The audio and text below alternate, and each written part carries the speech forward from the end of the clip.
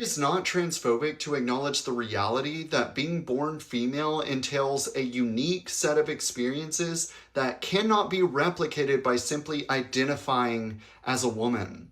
The experience of being born with that physical biology, that physical reality that you cannot escape, that is a unique experience that cannot be replicated in the case of a person who was born male and later in life decides that they identify as a woman.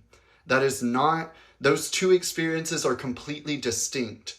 And it doesn't mean that you are hateful if you acknowledge the reality that those two experiences are distinct. So, first of all, I agree. In fact, I don't think anyone, regardless of where they sit, would disagree with that sentiment. Cis women and trans women have different lived experiences. That's not a controversial take. I'm so sorry. It is a fact, just like white women and women of color also have different lived experiences. And generally speaking, it's not so much because of biology, but because of how society at large perceives us and treats us based on preconceived ideas and biases. Conversely, cis men and trans men also have different lived experiences, just as white men and men of color have different.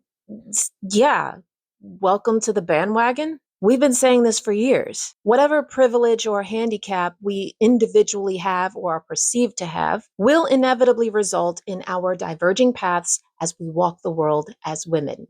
The important thing is, we're all women. And if your ideology is threatened by people acknowledging something that is an objective fact, then maybe you need to reconsider your ideology. Nobody is saying they want to prevent trans people from living life as they see fit. People just don't want their ideology forced upon them, and they don't want to be forced to pretend a false reality is the truth. Oh, the absolute irony of a Christian saying that. Your entire worldview is based on a falsehood of an eternal cosmic jailer who salivates for our eternal damnation unless we spend our lives on our knees begging for forgiveness for invented, imagined sins. Gender identity is not an ideology. Gender identity is the innate understanding of who you are and how your sex is oriented within you.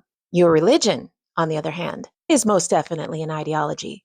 And no other ideology in the West is forced down our collective throats more than Christianity.